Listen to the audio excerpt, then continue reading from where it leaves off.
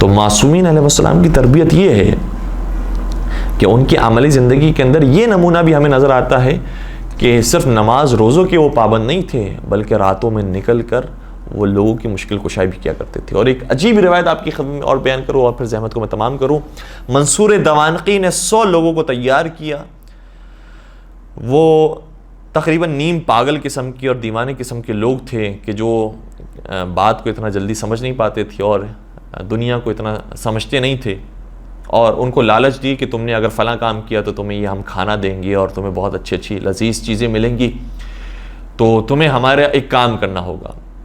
100 اس طرح کے بیوقوف اور پاگل قسم کے لوگوں کو جمع کیا اور کہا کہ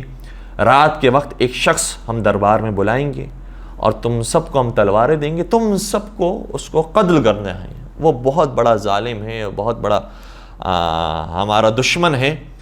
تم سب کو بس اتنا سا کام کرنا ہے اور تمہارے لیے پھر یہ کھانے ہیں، تمہارے لیے پھر یہ ساری عیاشیاں ہیں. تو جو نیم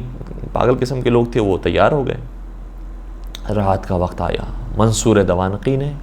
امام جعفر صادق کو دربار میں طلب کیا، اور جیسے ہی امام جعفر صادق دربار میں تشریف لائے، ان پاگل لوگوں کو حکم دیا کہ حملہ کرو اور اسے قتل کرو. جیسے ہی امام جعفر صادق پر ان کی نگاہیں پڑیں، اپنی تلواریں پھینکی اور امام کی قدم بوسی میں آ گئے، رونے لگے، معافی طلب کرنے لگے. اور پھر جب امام جعفر صادق دربار میں آئی گئے تھے اور منصور نے یہ کیفیت دیکھی تو وہ امام سے بھی اچھے طریقے سے ملاقات کرنے لگا اور خاطر تواضع کرنے لگا اور کہا کہ آپ آئے، آپ کو زحمت ہوئی اور ہم آپ کے پھر مدینے جانے کا بندوبست کرتے ہیں، چونکہ یہ ظاہراً عراق کا واقعہ تھا، کہ ہم آپ کے مدینے جانے کا بندوبست کرتے ہیں، آپ معاف فرمائیے گا. اور امام رخصت ہو گئے. جب امام چلے گئے تو ان 100 نیم دیوانے لوگوں سے سوال کیا کہ بھائی ہم نے کہا تھا تم اگر یہ کام کرو گے تمہارے لیے کھانا پینا ہوگا، تمہارے لیے بہترین زندگی ہوگی، تم اس کا احترام کرنے بیٹھ گئے اور اس کو قتل کرنے کے بجائے اس کے پیروں میں گر پڑے. کہا اے منصور تو جانتا نہیں ہے، ہماری راتوں میں خبر گیری کرنے کے لیے اگر کوئی آتا تھا تو وہ شخص آتا تھا، اور راتوں کو کھانا دینے کے لیے کوئی آتا تھا تو امام جعفر صادق آتے تھے. یہ ہستی وہ ہیں کہ جن کی وجہ سے ہمارے گھر والوں کا پیٹ بھرتا ہے اور ہم انہیں اپنا باپ سمجھتے ہیں اور یہ ہمیں اپنے بچوں کی طرح سمجھتے تھے، تو چاہتا ہے کہ ہم اپنے ایسے باپ کو قتل کر دیں. اللہ اکبر. تو امام جعفر صادق کی ہم علمی شخصیت تو بیان کرتے ہیں، بیان ہونی بھی چاہیے اور ان کی عبادت کو بھی بیان کرنا چاہیے، لیکن اس پہلو سے بھی ہم غافل نہ ہو جائیں کہ دینداری صرف نماز روزے کا نام نہیں ہے، دینداری صرف کتابیں اور دعائیں پڑھنے کا نام نہیں ہے، بلکہ ان چیزوں کے ساتھ ساتھ دینداری اپنے گھر والوں کی سب سے پہلے خدمت کرنا اور ان کی مدد کرنا اس کا کام ہے، اس کا نام ہے، اور پھر اس سے بڑھ کر اپنے رشتہ داروں کی، پڑوس والوں کی، اعزاء اقربا کی. اور راستے میں چلتے چلتے کوئی پریشان شخص نظر آتا ہے، کیا امام جعفر صادق علیہ السلام کے رشتہ دار ہوتے تھے؟ صرف امام جعفر صادق کے یہ شہر والے تھے جو غریب تھے، نادار تھے، تو امام نے ان کا بھی خیال کیا. تو امام جعفر صادق کی سیرت کا کیا کہنا، اور شاید اسی سیرت کی وجہ سے منصور دوانقی کو برداشت نہیں ہوا کہ امام کو زندہ رکھے اور امام کو زہر دے کر شہید کیا گیا. اور میں کہوں گا اے امام جعفر صادق، آپ کتنے مظلوم تھے کہ آپ کا یہ اخلاق کریمانہ بھی دشمنوں کو گوارا نہیں ہوا، اور یہ آپ کی خوبصورت سیرت بھی دشمنوں سے برداشت نہیں ہوئی. کتنے مظلوم تھے، اتنی پاک سیرت ہونے کے باوجود بھی آپ کو قتل کر دیا گیا.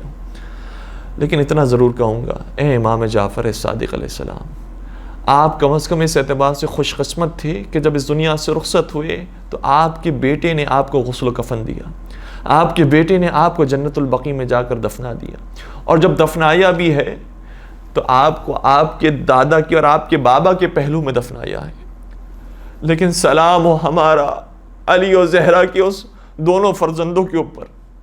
جب امام حسن مجتبی علیہ السلام کا جنازہ اٹھا تھا تو سہارا دینے کے لیے بھائی موجود تھے، مولا حسین موجود تھے، مولا غازی عباس موجود تھے، محمد حنفیہ موجود تھے، لیکن نالا کے پہلو میں نواسے کو جگہ نہ مل سکی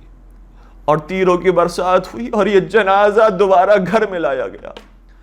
ہائے بہن نے کیسے اپنے بھائی کی جنازے کو اس طرح سے دیکھا ہوگا. لیکن اس سے زیادہ بڑی قیامت تو اس وقت ٹوٹی ہے جب ایک جوان بیٹا اپنے بابا کی میت کو دیکھ رہا ہے،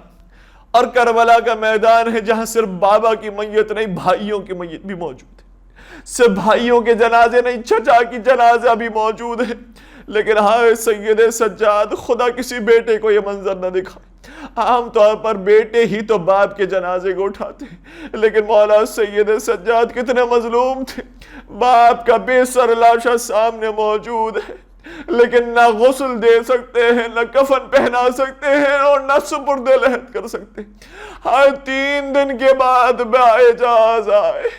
اور وہ جنازہ 3 دن تک جلتی ریتی پر پڑا رہا، اور پھر سید سجاد اپنے بابا سے معافی مانگتے رہے، بیٹا سجاد یہ موجود ہے بیٹا، لیکن باپ کو اس لیے نہ دفنا سکا کیونکہ ہاتھوں میں ہتکڑیاں تھی، گلے میں توق تھا، پیروں میں بیڑیاں تھی۔ بابا اگر زنجیروں میں جکڑا ہوا نہ ہوتا تو کبھی آپ کے جنازے کو بیٹا سجاد چھوڑ کر نہ جاتا۔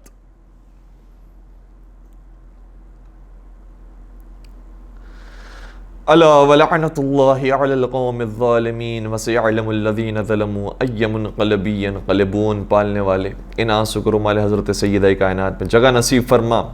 ان آنسوں کے صدقے میں ہمارے تمام گناہ کبیرہ و صغیرہ کی مغفرت فرما، سیرت محمد و آل محمد پر عمل پیرا ہونے کی توفیق عطا فرما۔ بالخصوص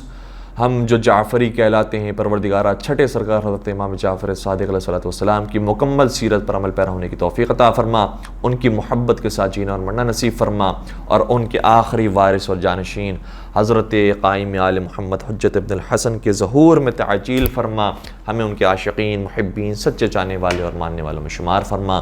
ربنا تقبل منا انک انت السمیع العلیم وتب علینا انک انت التواب الرحیم برحمتک یا ارحم الراحمین۔